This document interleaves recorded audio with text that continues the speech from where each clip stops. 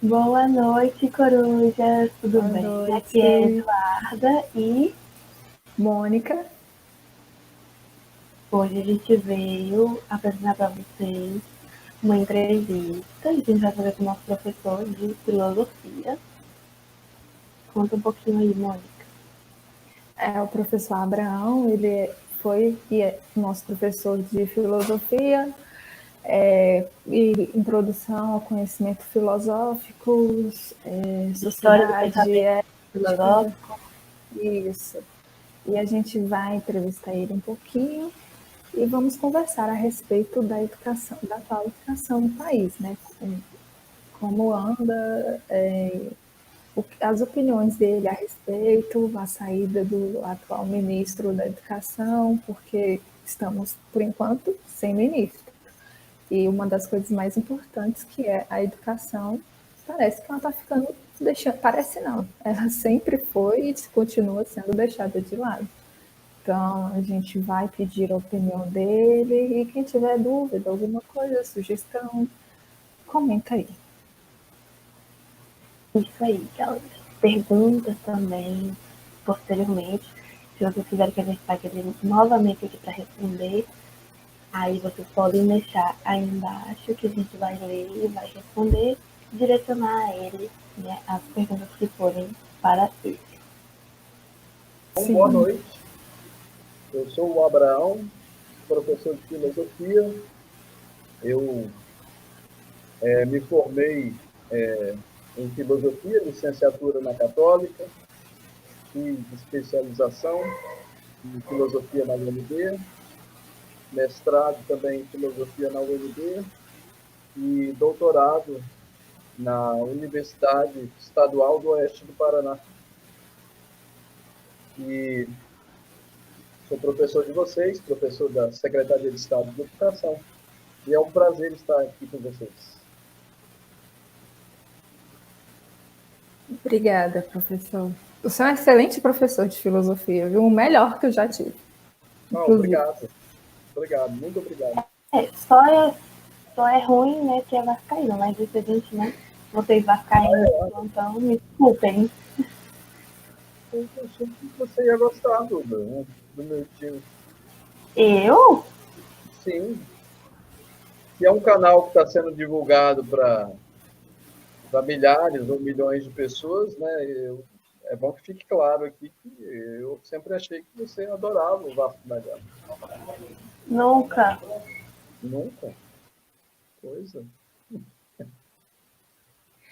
Ô professor, ela disse que vai divulgar a foto. Tu falou pro seu pai ficar assistindo, que ela vai colocar a foto lá, vocês dois abraçados com a bandeira do Flamengo.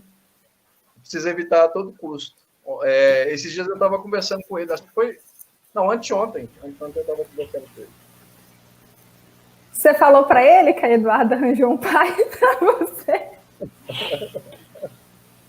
Deixa eu contar a história. Na verdade, ela chegou perto. Aquele é meu tio. Eu fui pelo sobrenome. Sim, ele é o meu tio. Ele é irmão do meu pai. Duda, quase Duda. Você Eu bateu fui na de paz. Agora eu não Cuida. sei. Agora eu não sei se ele é vascaíno, eu acho que não. Não sei, não lembro. Interessante. Professor, agora vamos lá. A gente quer falar com o senhor sobre educação. E como anda a situação atual da educação do nosso país, que está bem ruim. Para mim, está bem ruim. Até porque a gente se encontra, se eu não me engano, até agora, sem ministro, né, de educação, porque o último saiu, se demitiu, enfim, não sei, pediu demissão. E queria ver com o senhor, se o senhor fosse chamado pelo presidente da República a ser o novo ministro da Educação, quais mudanças o senhor implementaria? Bom, primeiro que a sua percepção, eu imagino que a da Duda, né, de que a educação anda ruim, né, não é exclusiva. Eu acho que tem que ser a impressão correta. Eu acho que nesse momento falar sobre os problemas da educação deixou de ser uma simples opinião. Eu acho que tem que ser unânime a impressão de que realmente a coisa está ruim. É claro que o Brasil já vive uma herança histórica, né, de uma educação sempre enfrentando problemas, né, desde o ensino básico até o ensino superior. Mas eu diria que, principalmente agora, né, nós estamos vivendo talvez o que seja uma das piores crises da educação. E aí você acabou de dizer, né, fica claramente estampado, né, com essa troca de ministros, uma guerra ideológica, né, desse último ministro, que acaba por perseguir acadêmicos, gente que procura fazer pesquisa séria no país, contribuir de alguma forma para a elevação intelectual, cultural, e, infelizmente, né, é o quadro que nós estamos vivendo, de uma crise seríssima. Se eu fosse ministro da Educação, e que eu acho, né, que eu não seria o ministro da Educação num governo como esse, e eu diria que não, porque eu acho que aquilo que eu imagino de bom para a educação não é exatamente o que esse governo, né, compartilha. E isso já ficou claro, né, tendo em vista o último ministro, né, que ficou aí há mais tempo. Na verdade, a gente já pode falar dos três. Né? Nós tivemos um primeiro-ministro, inclusive filósofo, colombiano, que foi uma negação. Depois nós tivemos esse ministro, né, o Abraham Weintraub, que está sendo considerado aí o pior da história do nosso país. E olha que para ele ser considerado o pior é porque realmente, né, foi bem ruim. E agora o terceiro, que tentou assumir, e que surpreende a todos aí com um currículo falso. Não tem doutorado, não tem o pós-doutorado, como também disse que tinha, e parece que a dissertação de mestrado é plagiada. Então, eu estava vendo. Oi? Eu estava vendo das 70 e tantas páginas dele, 53 eram cópias, eram plágio.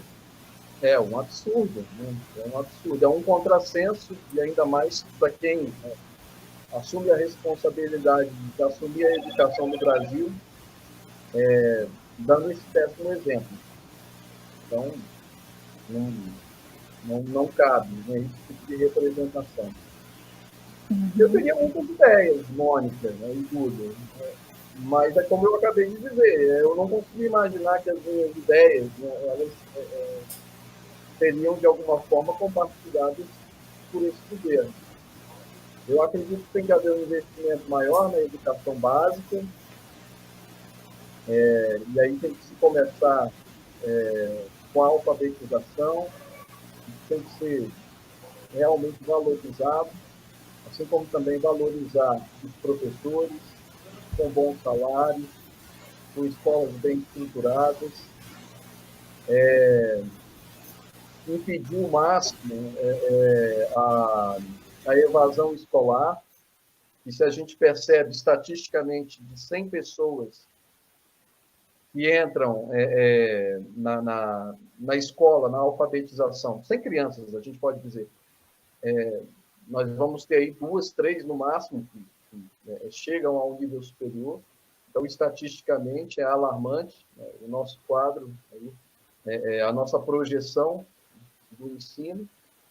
E então tem que se investir bastante para fazer com que essa criança, né, vá cumprindo as etapas, né, ela vai evoluindo durante todo esse processo, né, na educação, conclua o ensino fundamental, conclua o ensino médio, possa ir ou para uma escola técnica, ou de preferência para a universidade, e haja no ensino superior mais investimento, né, na pesquisa, coisa que não tem acontecido, para que sejam feitas produções científicas.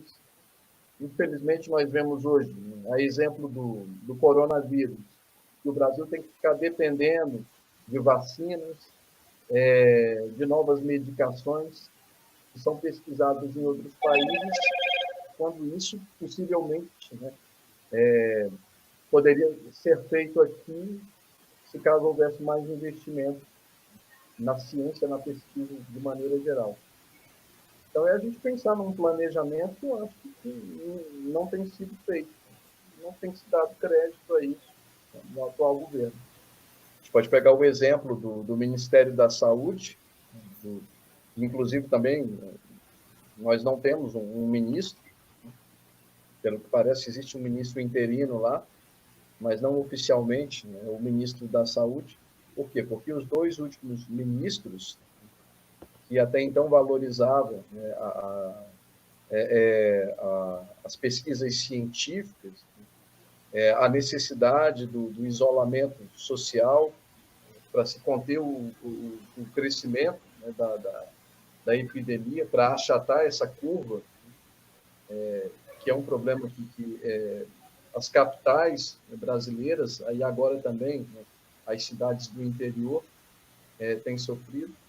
Então, tudo isso requer ciência, né, requer pesquisa de seriedade, e, ao que parece, era um discurso que eles defendiam, mas que isso não agradou o governo.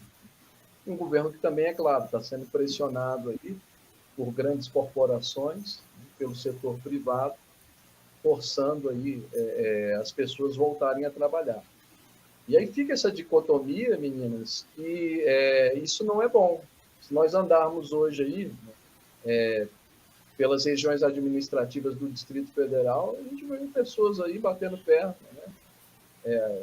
Com aglomeração. Ceilândia aí, né, está se tornando um exemplo seríssimo de propagação da doença.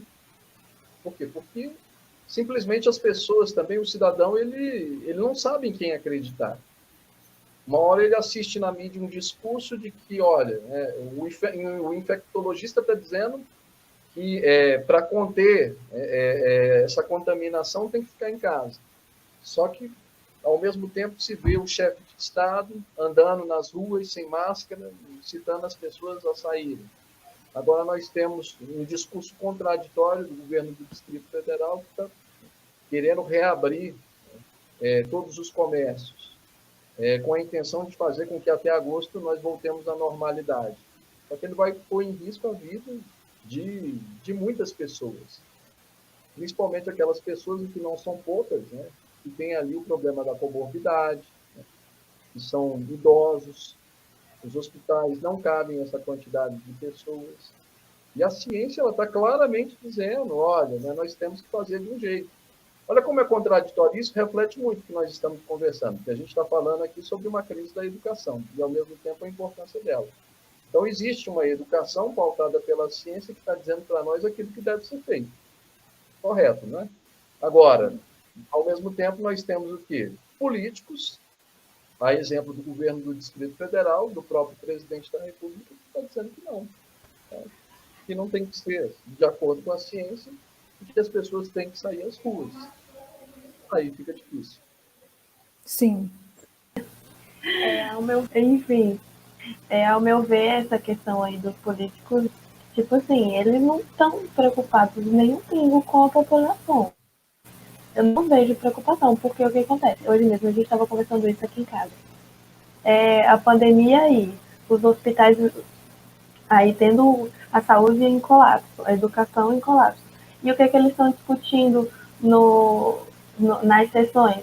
Ah, fulano falou mal de mim no Twitter, vamos bloquear, vamos cancelar, vamos... Gente, por favor, né? Tem coisas muito mais importantes para serem discutidas em sessão, porque vai ficar discutindo o que fulano falou mal de ciclano.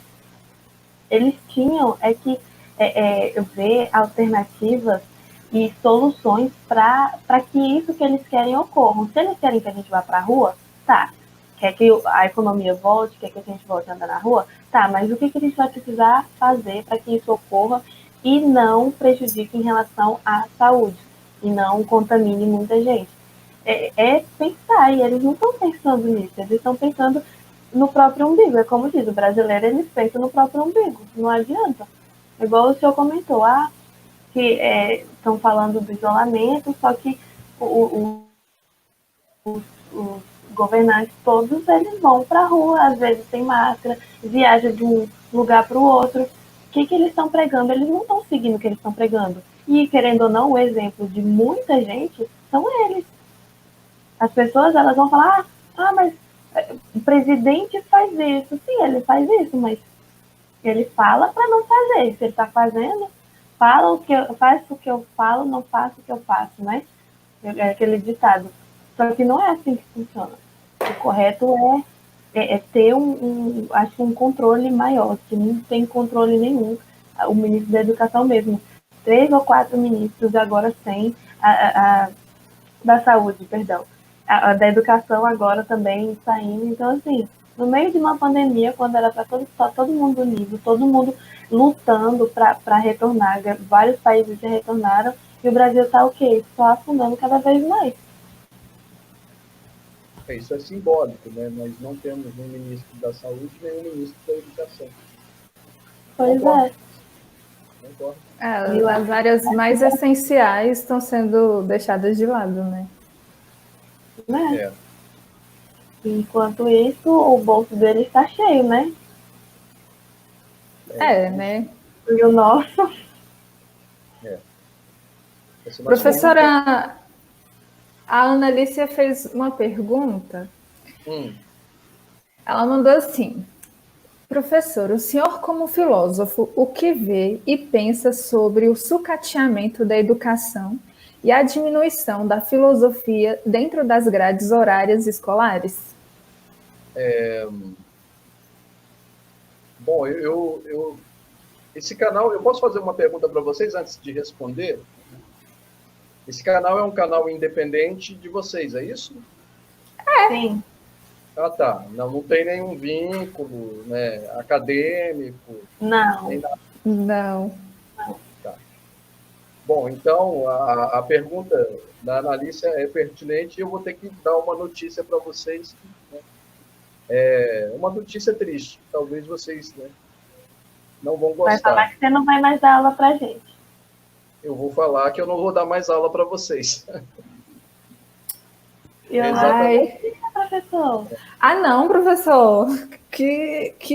Dá aula de sociologia. O senhor pode dar aula de sociologia? Na verdade, a resposta ela é muito mais, como é que se diz, né? Ampla em termos de gravidade, né? Do que isso. Eu não vou dar mais aula para vocês, porque eu não vou dar mais aula no Uniplan. Você foi demitido ou pediu para sair, professor? Não, eu fui demitido. Eu fui demitido com dezenas de professores, né? Foi uma leva. Eu estou chocada. Então, eu não sabia. A crise chegou, né? Chegou no Uniplan. Caramba, professor. E uma das políticas, né? E aí eu estou falando de uma maneira informal, já que isso aqui está sendo gravado, né? Mas aí eu posso comentar como uma impressão, e isso não é oficial, então, tá? Mas o que eu posso presumir a respeito das demissões, como um dos critérios, né? Além daquilo que foi dito a respeito de altos salários, que a instituição não conseguia mais bancar esse salário, foi também a titulação. Então, eu tenho um doutorado, Rosalina, e tantos outros professores maravilhosos na instituição, que o título de doutor, muitas vezes, ele pesa, segundo a instituição, para manter, então, um profissional, que eles podem chamar, com esse tipo de qualificação que tem a titulação máxima. Então, eu já estou respondendo a Analícia. Quando a gente fala a respeito de sucateamento, nós vivemos em um país que simplesmente está se adotando como um critério que um professor não pode trabalhar numa instituição privada porque ele é um doutor, porque ele estudou muito, porque ele é um pesquisador, porque ele é de certa forma, qualificado. Isso é incoerente, né? Mas é um absurdo. Mas, infelizmente, a gente vive num país onde, até mesmo dentro das próprias instituições de ensino, o educador ele não é valorizado. E, principalmente, esse educador que ficou durante anos estudando, se dedica às pesquisas. E aí, no caso, né, da filosofia, também existe um descrédito a respeito disso. Aproveitando ainda, né, respondendo a pergunta da analista, porque um dos últimos ministros, o Abraham Weintraub, uma vez ele declarou, olha, eu não pago imposto para sustentar filósofo, para sustentar antropólogo. Então, existe uma visão preconceituosa. Enquanto que países civilizados, e vocês que foram minhas alunas, praticamente o quê? Né? Todas as aulas que vocês tiveram comigo, né, os pensadores que eu apresentei para vocês, quase todos eles não são pensadores brasileiros. Né? São pensadores que o quê? Né? Que nós estudamos, embora nós façamos o quê? Né? Educação no Brasil, mas a gente, infelizmente, precisa importar pensadores para poder o quê? Fundamentar as nossas ideias, fundamentar as nossas pesquisas. Nós vivemos num país que não se valoriza a filosofia, que não se valoriza vocês, pedagogas, que não se valoriza a leitura, que não se valoriza a cultura, que não se valoriza esse espaço de reflexão, que é o que vocês estão fazendo. Inclusive, vocês estão de parabéns. Então, eu vejo com muita tristeza, converso isso com muitos amigos, chega a ser deprimente, para não dizer depressivo, a gente viver num país onde quem estuda, né, no final das contas, acaba não sendo devidamente valorizado. E aí todo mundo perde, né? Sim, sendo que uma das coisas que eu aprendi em filosofia, e acho que principalmente por causa da filosofia, é que se não fosse se a filosofia não existisse, nós ainda estaríamos presos na caverna, né? Não teríamos saído das correntes, né? Naquela questão da alegoria da caverna. Que graças assim ao se perguntar do porquê sair dos mitos, de parar de levar tudo para o sobrenatural, nós tivemos muitos avanços. E pode-se dizer que avanços em tudo, em todos os âmbitos, né? E isso a gente tem graças à filosofia, o tanto Correto. Que ela é essencial. De acordo. Concordo 100%. Que nós temos hoje, né, se deve à filosofia. A filosofia é a mãe de todas as ciências, né? Sim. E, professor, como o senhor avalia as condições da formação continuada nos tempos atuais? O senhor acha que elas são efetivas ou utópicas? Essa é uma pergunta da Aline. É preciso a gente pensar de maneira mais específica, né, no que possa ser essa formação continuada. Eu, por exemplo, sou professor da Secretaria de Educação e, por conta própria, eu fui o quê? Eu fui progredindo nos meus estudos, mas isso de uma maneira voluntária.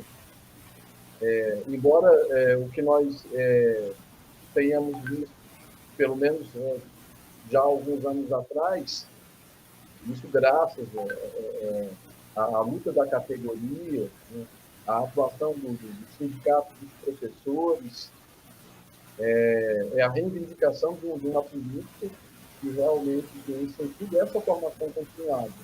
Então, por exemplo, os concursos para a Secretaria de Educação se entra com o nível superior.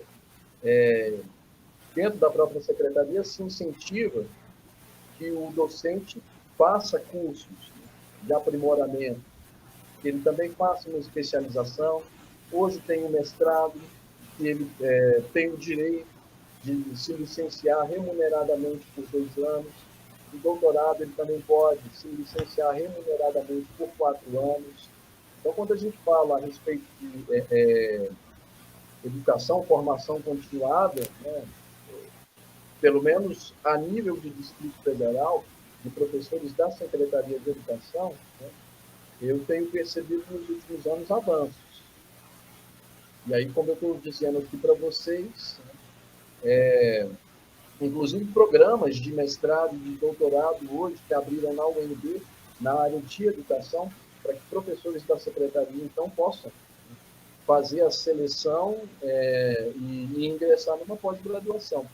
Então, existem ofertas, né, que propiciam hoje para o educador, né, essa formação continuada. Agora, isso acontece em todo o Brasil? Não, eu acredito que não. Nós vamos perceber que existem estados em que a educação é precária, em que muitos professores de ensino médio, de ensino fundamental, sequer têm um nível superior, que sequer ainda alcançaram o piso salarial. Então, existe pouca oferta de cursos, né, para que eles se aprimorem. Então, existe uma realidade muito complicada, né, em outros estados, em vários municípios.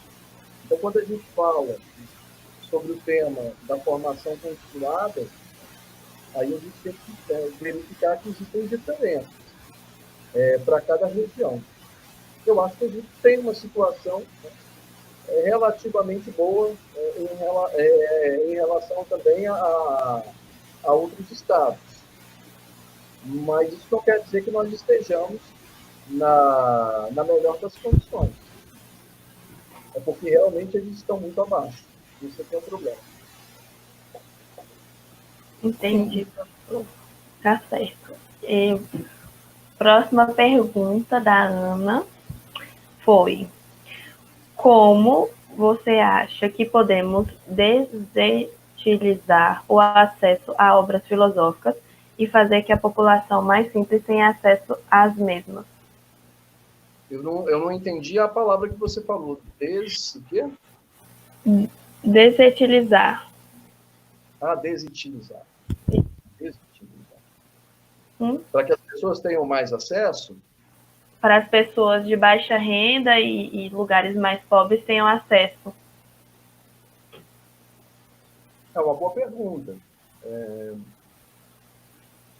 Eu vejo o seguinte.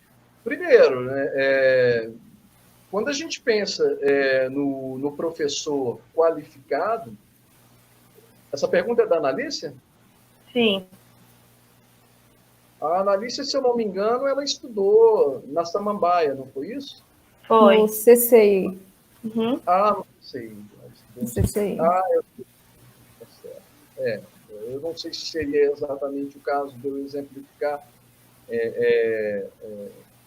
já que ela estudou no CCI, que é uma escola privada, mas por várias vezes, né, ela menciona um professor de filosofia que ela teve, que até hoje ela é apaixonada, e que isso é muito bonito, né? E sempre quando eu ouço ela dizer isso assim, né, eu me sinto muito bem, porque uma das coisas melhores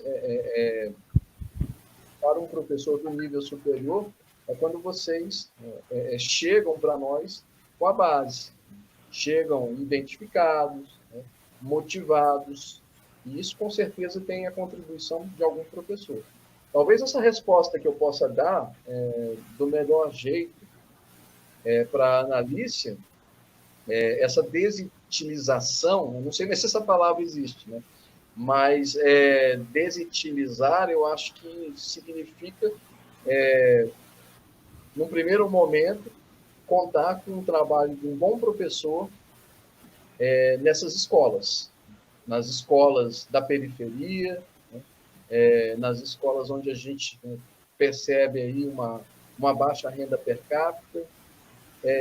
Se também nós pensarmos na pedagogia do Paulo Freire, que ela é fantástica, se eu não me engano, Demerval Salviani, existem pensadores no Brasil que falam a respeito de uma pedagogia histórico-crítica que serve exatamente para isso, para fazer com que o educando ele se sinta identificado com aquele conteúdo que está sendo explicado na sala de aula.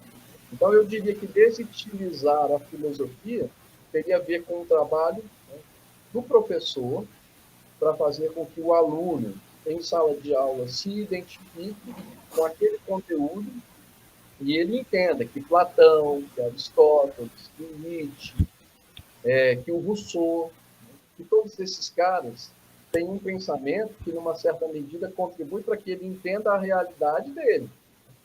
Que não dá para o professor usar de um discurso, né, que realmente, né, faça com que ele se distancie da realidade, né, dos seus alunos. Então, eu acho que o segredo está nisso. É fazer com que os próprios alunos entendam, né, que a filosofia ela pode ser uma disciplina que tem uma utilidade para a vida. É como o Nietzsche diz, não dá para se fazer ciência, não dá para se fazer filosofia sem perder de vista, né, o objetivo, né, dessas formas de conhecimento, que é a vida. Então, educação, filosofia, tem que focar a vida. Então, o professor tem que desenvolver estratégias para que o seu ensino faça com que o aluno que entenda que aquilo que esteja sendo explicado tem uma aproximação com a sua realidade. Então, isso é fazer uma pedagogia histórico-crítica. E esse é um caminho que a filosofia ela pode seguir. Porque, por mais que a gente esteja estudando um filósofo que viveu há vários séculos, mas se nós estamos estudando, eu acredito como professor de filosofia, é porque serve para alguma coisa. Tem alguma coisa de importante a contribuir para a nossa realidade. Não é mera história ali, não é um mero passado. Platão ainda serve muito para nós entendermos a realidade, assim como qualquer outro pensador. Sim, até uma das primeiras coisas que a gente aprende é quando a gente vai fazer pedagogia, é que a gente tem que levar em consideração a realidade do aluno. Isso as professoras sempre batem nessa tecla, independente de como você vai educar lá na frente, você tem que conhecer a realidade do aluno, para você fazer todo um planejamento, uma didática de como você vai aplicar lá suas metodologias e etc., com base na realidade daquele aluno.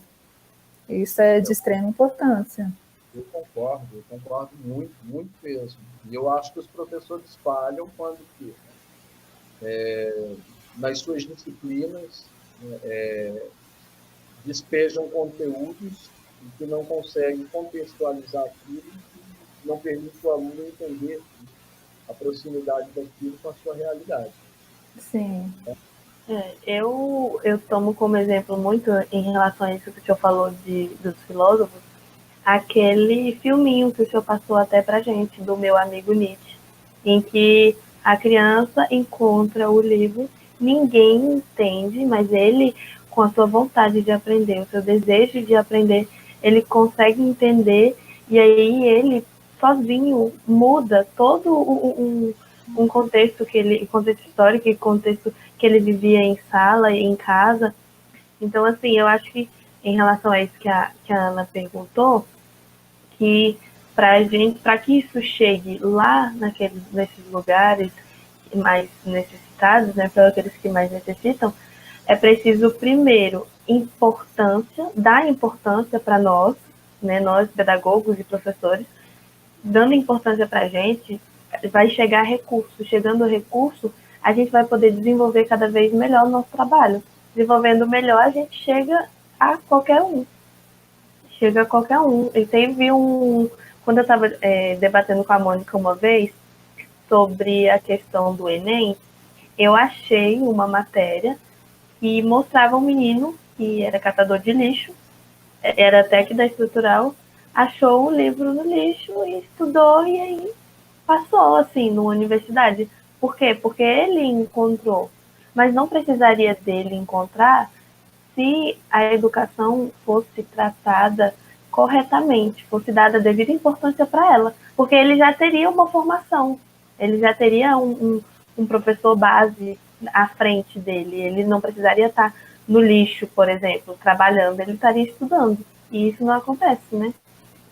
Foi igual a gente estava debatendo sobre essa questão mesmo do Enem, e aí a gente falou, por exemplo, um aluno está com dúvida pode ser em filosofia, em matemática, e etc. Você está em período de quarentena, pandemia, você não pode sair de casa.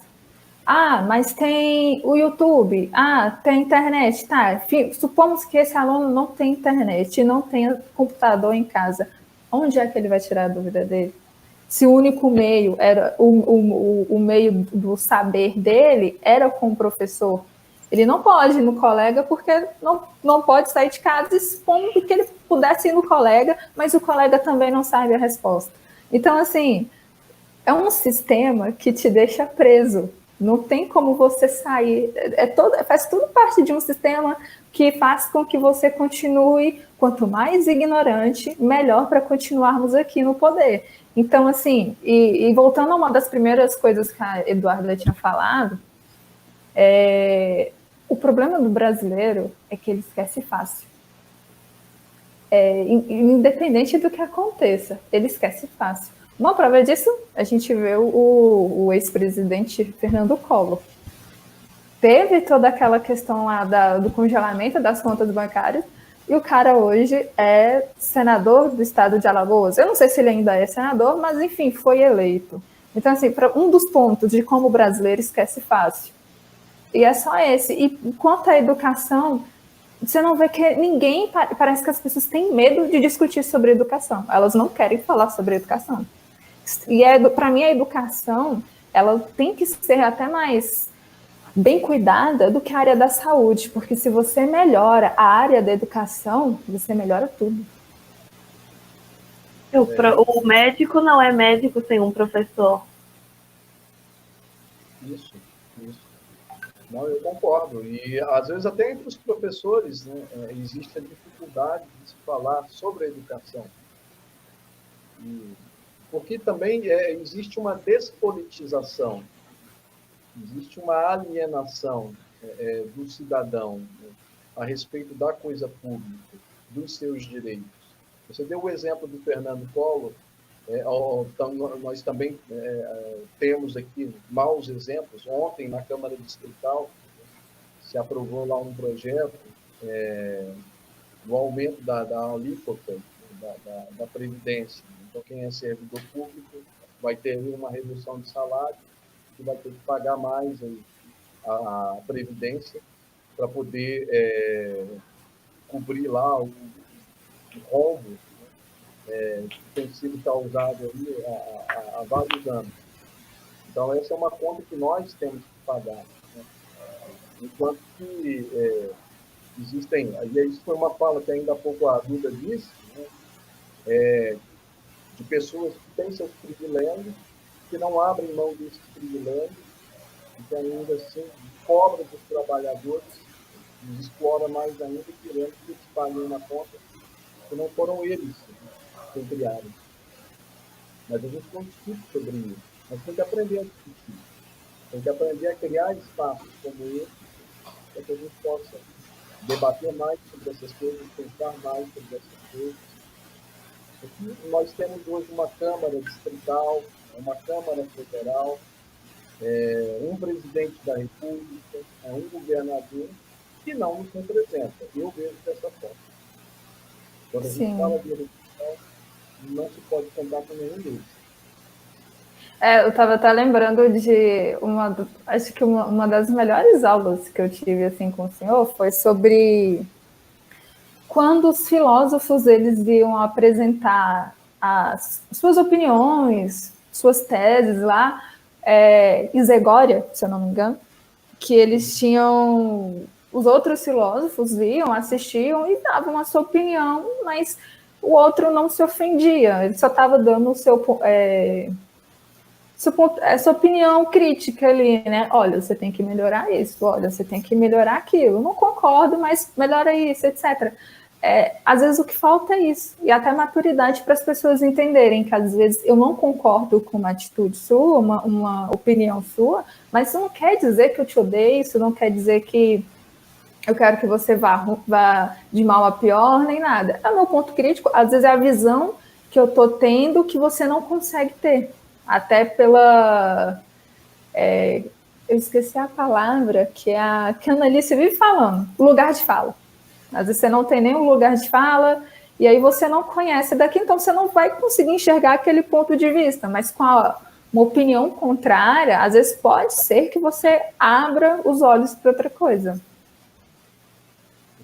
Com certeza. E vocês têm esse lugar de fala, enfim, que é a casa de vocês, né? Mas além disso, né, vocês têm aí a universidade, vocês têm um espaço acadêmico.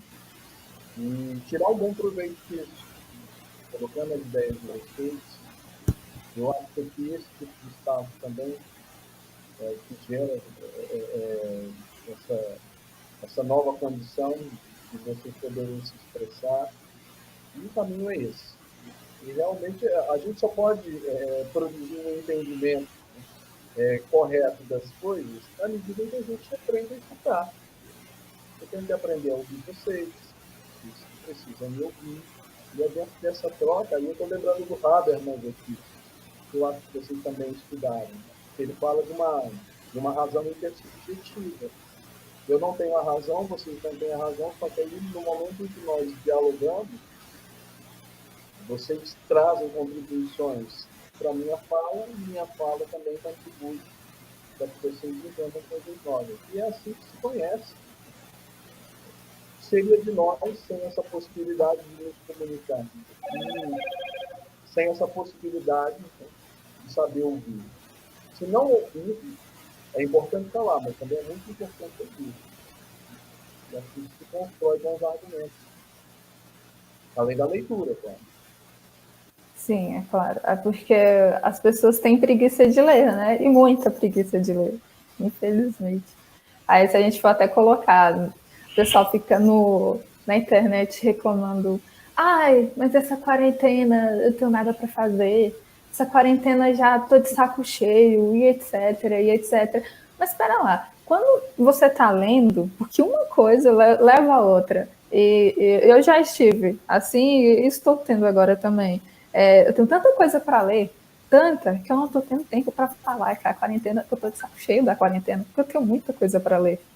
Então, assim, o tanto que a leitura abre, os livros abrem portas, né? Você está sempre antenado a alguma coisa e uma coisa leva a outra. Então, assim, as pessoas que não têm nada para fazer agora aproveitam, tiram um tempo para ler. Porque você não vai estar perdendo nada, muito pelo contrário, você vai estar ganhando e ganhando conhecimento. E aproveitar também para fazer o que não tem tempo para fazer no dia a dia. Por exemplo, a questão da leitura. Eu, no meu dia a dia, na minha rotina, eu não tinha tempo para ler de jeito nenhum.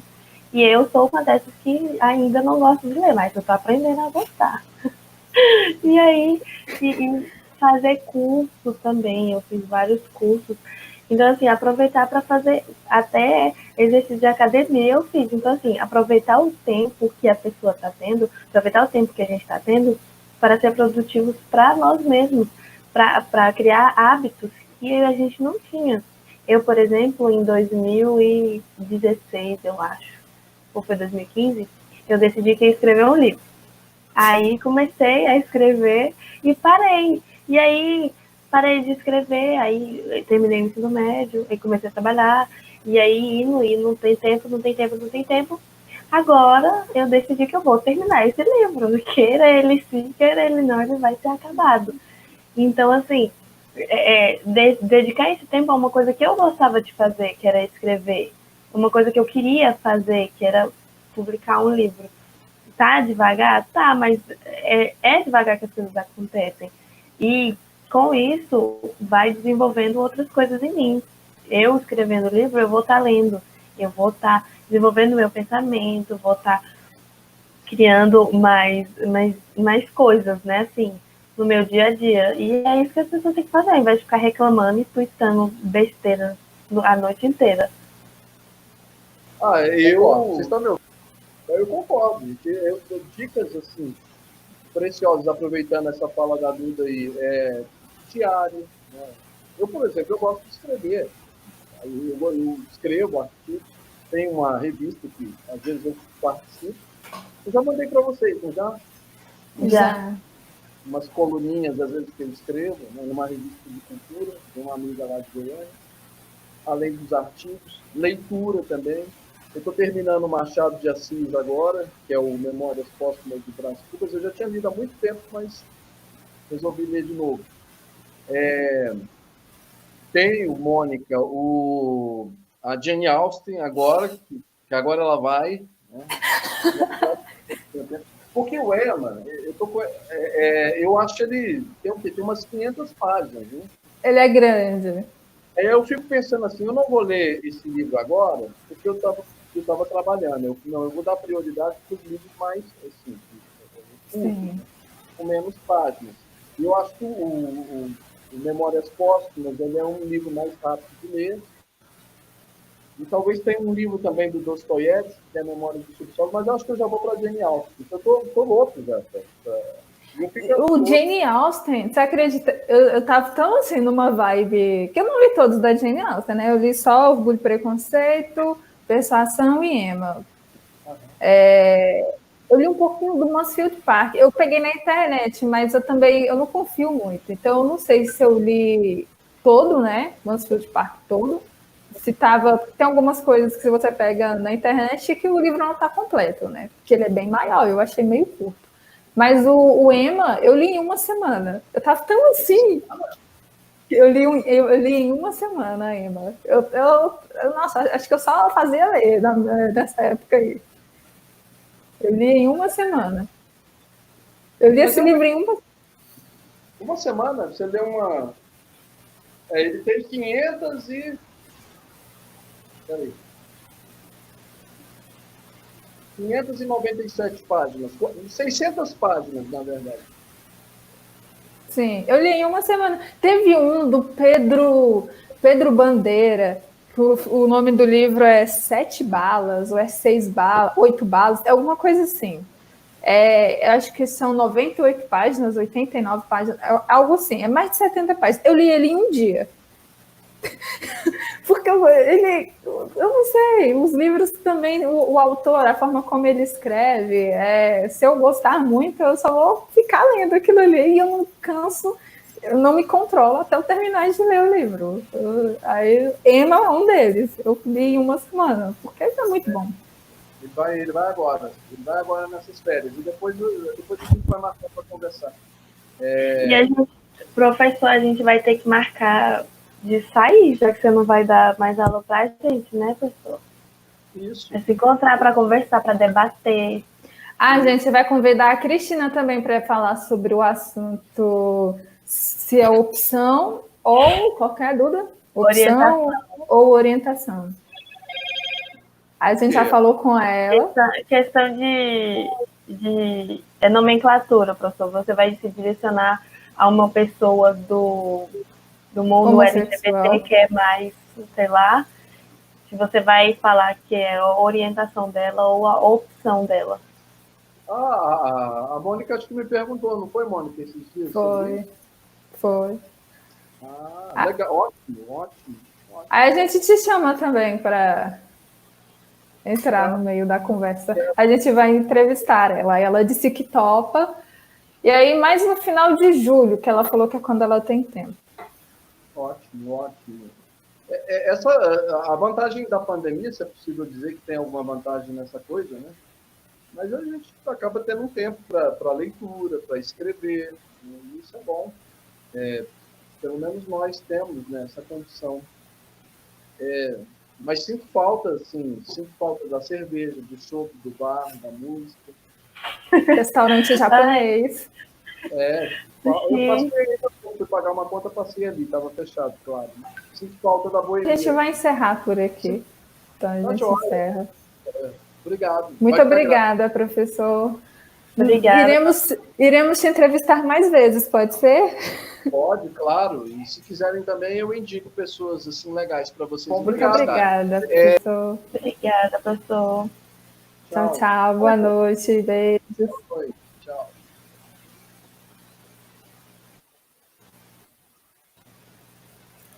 E aí, gente, foi isso. O nosso debate. Falamos de várias coisas. Vocês já perceberam que a gente fala demais, né? Então a gente se perde no meio do caminho. E, né, perguntas podem deixar aqui embaixo pra gente.